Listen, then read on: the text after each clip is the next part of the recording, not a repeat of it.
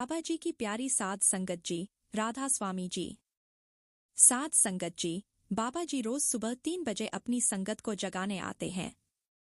जो संगत जाग जाती है उनकी हाजिरी बाबा जी खुद रजिस्टर में लगा लेते हैं। इसके बाद बाबा जी अपनी दया मेहर की टोकरी लेकर आते हैं और संगत पर दया मेहर के फूल बरसाते हैं। साध संगत जी, जब भी हम भजन सिमरन पर बैठें, उस कुल मालिक के आगे हाथ जोड़कर अरदास करें और कहें, हे परमात्मा, हे मेरे मालिक, मेरे सद्गुरु, हम सब आपके उठाने से जागे हैं। अब हम भजन सिमरन में बैठे हैं, कृपा करें कि इसमें हमारा मन लगे और हमें अंदर से रसाएं। बाबा जी, हम में इतनी ताकत नहीं कि खुद से उठकर भजन सिमरन कर सकें। आप ही हमें नींद से जगाकर इस राह पर बैठा सकते हैं। हमारे पास इतनी हिम्मत नहीं, इतनी शक्ति नहीं कि अपने आप उठ सकें और भजन सिमरन कर सकें। साध संगत जी, आज मैं जो साखी सुनाने जा रही हूँ, यह एक सेवादार जी ने हमें खुद बताई थी। यह साखी महाराज चरण सिंह जी के समय की एक सच्ची घटना है। एक पाठी थे जो हर बार सत्संग से पहले स्टेज पर बैठकर शब्द की तैयारी करते थे। एक बार उनके मन में घमंड आ गया। उस घमंड को हुजूर महाराज जी ने कैसे दूर किया, यह जानिए। हुजूर महाराज जी उस पाठी को हर सत्संग प्रोग्राम में अपने साथ ले जाते थे। एक बार मुंबई में प्रोग्राम था। पाठी ने खुद बताया कि महाराज चरण सिंह जी हर बड़े कार्यक्रम में उसे शब्द पढ़ने के लिए अपने साथ लेकर जाते थे। एक दिन जब पाठी स्टेज पर बैठा शब्द पढ़ रहा था, उसके मन में विचार आया, शायद महाराज जी को मेरी आवाज बहुत अच्छी लगती है, तभी मुझे हर जगह साथ लेकर जाते हैं। जैसे ही उसके मन में यह विचार आया, इतने में हुजूर महाराज जी भी स्टेज पर आ गए। संगत को प्रणाम करके वे गुरु गद्दी पर विराजमान हो गए और सत्संग का समय शुरू हो गया। हुजूर महाराज जी ने पाठी को शब्द पढ़ने के लिए कहा, लेकिन तब उसकी आवाज ही नहीं निकल पा रही थी। गला जैसे पूरी तरह से बंद हो गया था। पाठी ने अपने कुर्ते की जेब से मिश्री निकाली, खाई, पर कोई फर्क नहीं पड़ा। उसने लौंग खाई, पानी पिया, पर फिर भी उसकी आवाज नहीं निकल रही थी। तब उसे समझ में आया कि शायद यह सब उसके मन के घमंड की वजह से हो रहा है। साध संगत जी, इसलिए कहा जाता है कि हमारे मन में क्या चल रहा है, हमारे प्यारे सद्गुरु जी सब जानते हैं।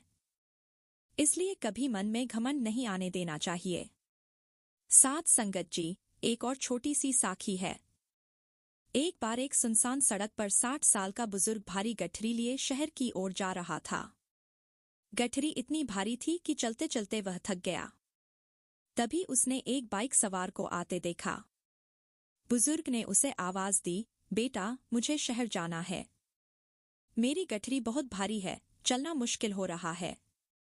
अगर तुम इसे बाइक पर रख लोगे तो मुझे पैदल चलने में आसानी होगी। बाइक सवार ने जवाब दिया, बाबा, आप पैदल हैं और मैं बाइक पर। शहर यहाँ से 15 किलोमीटर दूर है। मुझे वहाँ जरूरी काम है और मैं आपका इंतजार नहीं कर सकता। इतना कहकर वह आगे बढ़ गया। थोड़ी दूर जाते ही उसके मन में लालच आया। उसने सोचा, कितना मूर्ख हूँ, क्या पता उस गठरी में पैसे हों। अगर मैं लेकर भाग जाता तो वह कहाँ ढूंढता। यह सोचकर वह वापस लौटा और बुजुर्ग से कहा, बाबा, लाओ अपनी गठरी मुझे दे दो, मैं इसे शहर पहुंचा दूंगा। बुजुर्ग हंसकर बोले, बेटा, अभी तुमने मना किया था, अब क्यों गठरी मांग रहे हो? मुझे वही समझा रहा है जिसने तुम्हें गठरी लेने को कहा। बेटा, जो परमात्मा तुम्हारे अंदर बैठा है वही मेरे अंदर भी है। उसने मुझे भी यही कहा कि जब वह बाइक सवार वापस आए तो उसे गठरी मत देना। तुमने अपने मन की सुनी और मैंने अपने मन की। साध संगत जी, इस साखी से हमें यह सीख मिलती है कि हमें हमेशा अपने विचारों और कर्मों को शुद्ध रखना चाहिए, क्योंकि हमारे अंदर बैठा परमात्मा सब देखता और जानता है।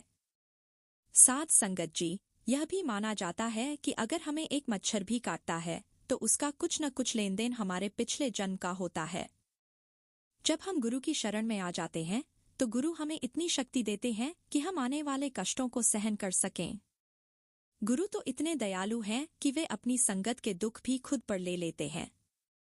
साध संगत जी, हमेशा याद रखें, सुबह और शाम भजन सिमरन को पूरे समय दें ताकि बाबा जी की खुशी प्राप्त कर सकें। साध संगत जी, एक बार का किस्सा है कि एक बुजुर्ग व्यक्ति जो 60 साल का था, एक सुनसान सड़क पर भारी गठरी लिए शहर की ओर जा रहा था। गठरी इतनी भारी थी कि चलते चलते वह बहुत थक गया। तभी उसने देखा कि एक बाइक सवार उसकी ओर आ रहा है। बुजुर्ग ने उसे आवाज दी, बेटा, मुझे शहर जाना है। मेरी गठरी बहुत भारी है, अब मुझसे चला नहीं जा रहा। तू शहर की ओर जा रहा है, अगर मेरी गठरी अपनी बाइक पर रख ले तो मुझे पैदल चलने में आसानी हो जाएगी। बाइक सवार ने बुजुर्ग से कहा, बाबा, शहर अभी यहाँ से काफी दूर है। मुझे वहाँ जरूरी काम है। मैं कब तक आपका इंतजार करता रहूंगा? इतना कहकर उसने बुजुर्ग को मना कर दिया और अपनी राह पर चल पड़ा। थोड़ी दूर पहुंचने के बाद उसके मन में लालच जागने लगा। उसके चालाक मन ने कहा, अरे कितना मूर्ख है तू। वह बुजुर्ग ठीक से चल भी नहीं पा रहा है। बुजुर्ग होने की वजह से उसे ठीक से दिखाई भी नहीं देता। क्या पता उस गठरी में उसने बहुत सारे पैसे रखे हों। अगर तू उसे लेकर भाग जाता तो वह कहाँ ढूंढता। यह सोचकर वह वापस मुड़ा और बुजुर्ग के पास पहुंचकर कहा, बाबा, लाओ अपनी गठरी मुझे दे दो, मैं इसे शहर पहुंचा दूंगा और वहां पर आपका इंतजार करूंगा। बुजुर्ग ने उसकी बात सुनकर हल्की हंसी के साथ कहा, बेटा, तुमने अपने मन की आवाज सुनी और मैंने अपने मन की। तुम्हारे मन ने तुम्हें समझाया कि गठरी लेकर भाग जाओ और मेरे मन ने मुझे समझाया कि जब वह बाइक सवार वापस आए तो उसे गठरी मत देना। बेटा, जो परमात्मा तुम्हारे अंदर है वही परमात्मा मेरे अंदर भी है। उसने मुझे पहले ही आगाह कर दिया था कि गठरी तुम्हें नहीं देनी चाहिए। साध संगत जी, इस साखी से यह शिक्षा मिलती है कि हमें हमेशा अपने विचारों और कर्मों को शुद्ध रखना चाहिए, क्योंकि हमारे अंदर का परमात्मा सब जानता है और देखता है। साध संगत जी, यह भी माना जाता है कि अगर एक मच्छर भी हमें काटता है तो उसके साथ भी हमारा पिछले किसी न किसी जन्म का कुछ न कुछ लेन देन बकाया होता है। जब भी हमारे जीवन में किसी दूसरे इंसान या जानवर की वजह से कोई कष्ट आता है तो इसका सीधा संबंध हमारे पिछले जन्मों से होता है। लेकिन जब हम गुरु की शरण में आ जाते हैं तो पिछले जन्मों का लेन देन तो हमें पूरा करना ही पड़ता है। लेकिन तब गुरु हमें इतनी शक्ति बख्श देते हैं कि हम उन कष्टों को आसानी से सहन कर सकें। गुरु तो इतने दयालु होते हैं कि वे अपनी संगत के दुख भी अपने ऊपर ले लेते हैं। अब साध संगत जी, मैं आपको एक और सच्ची घटना सुनाती हूँ। एक 19 साल का लड़का जो डबवाली शहर से अपने मम्मी पापा के साथ डेरे में सेवा करने आया था। इस लड़के की ड्यूटी बाकी नौजवानों के साथ आलू की फसल काटने और बोरियों में भरकर गोदाम तक पहुंचाने की लगी थी। लड़का अपने साथियों के साथ खेत में आलू की फसल को काट रहा था। तभी किसी चीज ने उसके हाथ पर बड़ी बुरी तरह से काट लिया। उसने अपने हाथ को देखा पर समझ नहीं पाया कि यह किसके काटने का निशान है। साथ में सेवा कर रहे सेवादार निशान देखते ही समझ गए कि यह सांप के काटने का निशान है। साध संगत जी, इससे यह समझ आता है कि हमारे जीवन में जो भी घटना घटती है उसका कारण और अर्थ होता है। अगर हमारे साथ कुछ ऐसा होता है तो उसमें गुरु की दया होती है जो हमें सुरक्षित और सही राह पर रखते हैं। साध संगत जी, एक बार का किस्सा है जब एक 19 साल का लड़का अपने मम्मी पापा के साथ अपने शहर डबवाली से डेरे में सेवा करने आया हुआ था। उसकी ड्यूटी बाकी नौजवानों के साथ आलू की फसल काटने, बोरियों में भरने और उन्हें गोदाम तक पहुंचाने की लगी हुई थी। यह लड़का अपने साथियों के साथ खेत में मेहनत से आलू की फसल काट रहा था, तभी अचानक किसी चीज ने उसके हाथ पर बहुत बुरी तरह से काट लिया। लड़के ने हाथ देखा पर समझ नहीं पाया कि ये निशान किसके काटने का है। लेकिन साथ में सेवा कर रहे दूसरे सेवादार तुरंत समझ गए कि यह सांप के काटने का निशान है। साध संगत जी, सबके सब डर गए और लड़के को लेकर जल्दी से खेत से बाहर निकल आए। और अब जो गलती वह करने जा रहे थे वही गलती अक्सर हम सभी कर बैठते हैं। एक सेवादार ने घबराहट में लड़के की कलाई पर बहुत कसकर रुमाल बांध दिया ताकि जहर फैल न जाए। दूसरे सेवादार पानी लेकर आए। इन सब में 10 मिनट गुजर गए। तभी वहां एक बहुत ही समझदार सेवादार आए। उन्होंने बिना वक्त गवाए लड़के को सीधा डेरे के अस्पताल पहुंचाया। अस्पताल पहुंचते पहुंचते लड़के को बहुत घबराहट होने लगी, उसके सीने में तेज दर्द होने लगा। डॉक्टरों ने तुरंत इलाज शुरू कर दिया, लेकिन जहर तेजी से उसके शरीर में फैल रहा था और लड़का बेहोश हो गया था। डॉक्टरों ने उसे संभालने के लिए एंटी पॉइजन इंजेक्शन दिए। इधर लड़के के मम्मी पापा को जैसे ही यह खबर मिली, वे अपनी सेवा छोड़कर अस्पताल पहुंच गए। अपने बच्चे को बेहोशी की हालत में देखकर वे घबरा गए। डॉक्टर ने कहा, हम कोशिश कर रहे हैं, लेकिन कुछ कह नहीं सकते, क्योंकि सांप बहुत जहरीला था और अस्पताल लाने में देरी भी हो गई है। यह सुनकर माँ का कलेजा फटने लगा और उन्होंने बाबा जी को याद करते हुए रोना शुरू कर दिया। साध संगत जी, बाबा जी के घर में अगर किसी पर कष्ट आ जाए तो बाबा जी कहाँ चुप बैठने वाले थे। बाबा जी उस समय अपनी कोठी में बैठे हुए थे और ध्यान में सब समझ गए कि अस्पताल में क्या हो रहा है। बाबा जी ने सेवादार से कहा कि मुझे अस्पताल जाना है। उनके लिए गाड़ी मंगवाई गई और बाबा जी सीधा अस्पताल के लिए निकल पड़े। उधर लड़के की माँ अपने बेटे के पास बैठकर रो रही थी और बाबा जी को पुकार रही थी। थोड़ी देर बाद बाबा जी अस्पताल पहुंचे। बाबा जी को देखते ही लड़के के माँ बाप उनके पास दौड़ कर गए और रोते हुए कहा, बाबा जी, यह आपका बच्चा है, अब आपको देखना है कि आगे क्या करना है। मैं अपने बच्चे को सही सलामत लिए बिना अस्पताल से नहीं जाऊंगी। बाबा जी ने शांत स्वर में कहा, बेटा, क्यों चिंता करती है? मालिक पर भरोसा रख। हो सकता है इसके पिछले जन्मों के कुछ कर्म होंगे, जिसका हिसाब इस जन्म में हुआ है। फिर बाबा जी लड़के के पास गए, जो बेसुध पड़ा था। बाबा जी ने उसके उस हाथ को अपने हाथ में लेकर देखा जहां सांप ने काटा था और कहा, बेटा, तू तो ऐसे ही घबरा रही थी। तेरे बच्चे को कुछ नहीं हुआ, यह तो बस थोड़ा सोया हुआ है, अभी उठ जाएगा। मामूली सा ही सांप था, इसलिए तू चिंता मत कर। बाबा जी ये कहकर वापस अपनी कोठी में लौट आए। थोड़ी देर बाद लड़के को होश आ गया और डॉक्टर ने उसका ब्लड चेक किया तो उसमें जहर का नामो निशान नहीं था। डॉक्टर भी हैरान थे कि इतने कम समय में जहर कहाँ गायब हो गया। शाम को लड़के और उसके माता पिता को पता चला कि अस्पताल से निकलते ही बाबा जी को तेज बुखार हो गया था। बाबा जी सीधा अपने कमरे में चले गए। यह सुनकर सभी सेवादार समझ गए कि बाबा जी ने लड़के के शरीर में फैला जहर अपने ऊपर ले लिया था। लड़के की माँ यह सुनकर बहुत रोई और कहने लगी, बाबा जी, मैंने कभी नहीं चाहा कि मेरे बच्चे के कष्ट मेरे सद्गुरु के ऊपर चले जाएं।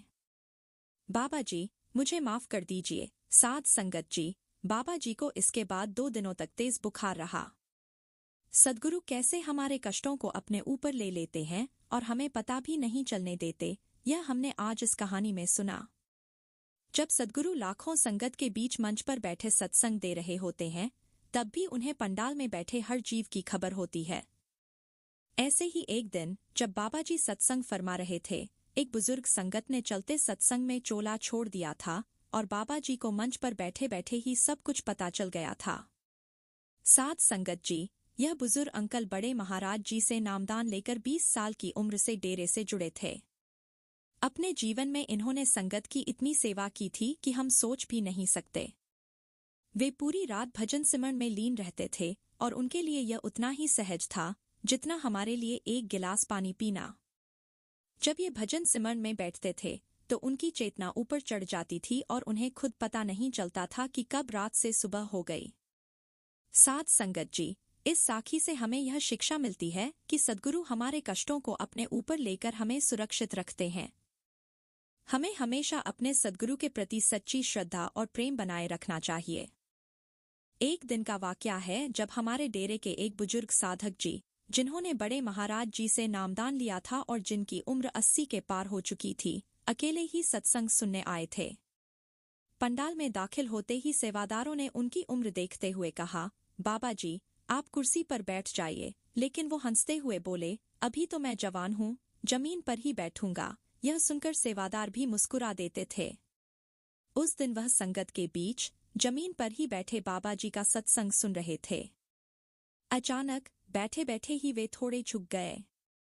उनके आसपास बैठी संगत ने सोचा कि उनकी सूरत चढ़ गई है और वे भजन सिमरन में लीन हो गए हैं, इसलिए उन्हें हिलाना ठीक नहीं समझा। सभी लोग बाबा जी का सत्संग सुनने में व्यस्त हो गए। लेकिन बाबा जी, जिनकी दृष्टि हर एक संगत पर होती है, सब समझ चुके थे कि उनका एक प्यारा संगत में ही चोला छोड़ चुका है। बाबा जी ने हल्के से इशारे में सेवादार को बुलाया। उनके इशारे को समझते ही 2 सेवादार उस बुजुर्ग के पास पहुंचे। उन्होंने बड़े ही सम्मान के साथ उन्हें सीधा लिटा दिया और उनके ऊपर एक चादर डाल दी। यह देखकर उनके पास बैठी संगत समझ गई कि उन्होंने चोला छोड़ दिया है। फिर दोनों सेवादारों ने उन्हें अपने गोद में उठाया और पंडाल से बाहर ले गए। उधर सत्संग समाप्त करने के बाद बाबा जी कोठी में जाने के बजाय उस कमरे में गए जहां उस बुजुर्ग का शरीर रखा गया था। बाबा जी कुछ देर वहां बैठे और फिर बोले, इनके घरवालों को सूचना दे दो। इसके बाद बाबा जी वहां से चले गए। सेवादारों ने बुजुर्ग जी के बारे में जानकारी जुटाकर उनके घर का नंबर ढूंढा और उनके बेटों को फोन कर दिया।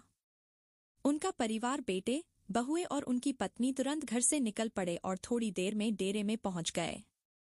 जब बेटे ने अपने पिता की देह को घर ले जाने की इच्छा जताई तो उनकी पत्नी ने विनम्रता से अनुरोध किया, क्या इनका संस्कार भी डेरे में ही कर सकते हैं? बाबा जी की अनुमति से उस बुजुर्ग का संस्कार डेरे में ही कर दिया गया। साध संगत जी, ऐसी मौत कौन नहीं चाहेगा? गुरु के सामने सत्संग सुनते हुए या सेवा करते हुए चोला छोड़ देने वाली रूहें बहुत ही भाग्यशाली होती हैं। हर किसी के नसीब में ऐसा जाना नहीं होता। इसके लिए जीवन में दिन रात एक करके मालिक की भक्ति में लीन होना पड़ता है। लेकिन साध संगत जी, यह सोच लेना कि सिर्फ शब्दों में अरदास कर लेने से मालिक हम पर दया कर देंगे, यह भ्रम है। बाबा जी हमें समझाते हैं कि शब्दों से नहीं, सच्ची भक्ति और भजन सिमरन से ही मालिक से रिश्ता जुड़ता है। हम मान लेते हैं कि सिर झुकाना ही सब कुछ है, पर अगर मालिक से रिश्ता बनाना इतना ही सरल होता तो कोई भी पापी आदमी पाप करने के बाद माथा टेककर माफी पा लेता। लेकिन ऐसा नहीं है।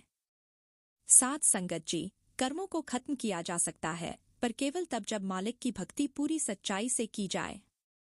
इसके अलावा कोई और रास्ता नहीं है। आइए ऐसी ही रूहानी साखियां सुनते रहें और मालिक की भक्ति में लीन रहकर अपनी आत्मा को शुद्ध करें। भक्ति का मार्ग कठिन है, परंतु जो इस पर चल पड़ा वह जीवन का सच्चा अर्थ समझ गया। सच्चा भक्त वही है जो हर सुख दुख में अपने सद्गुरु और मालिक पर भरोसा बनाए रखता है। जब मन में विश्वास और भक्ति हो तो हर कठिनाई भी आसान हो जाती है। गुरु का आशीर्वाद हर दुख में ढाल बनकर खड़ा रहता है, बस हमें उस पर श्रद्धा रखनी है। सच्ची भक्ति वही है जहाँ शब्दों की जरूरत नहीं होती, दिल से किए भाव ही सब कह जाते हैं। भगवान से सच्चा प्रेम वह है जिसमें स्वार्थ नहीं होता और भक्ति का असली अर्थ त्याग में है। जिसके जीवन में सच्चे सद्गुरु का साथ हो, उसके जीवन की हर उलझन खुद सुलझ जाती है। ईश्वर से रिश्ता जोड़ने के लिए मन की गहराई में उतरना पड़ता है, साधारण कर्म से नहीं, समर्पण से। वह इंसान भाग्यशाली होता है जो गुरु के चरणों में रहकर इस संसार से विदा होता है। सिर्फ सिर झुकाने से नहीं, दिल से की गई प्रार्थना ही परमात्मा तक पहुंचती है।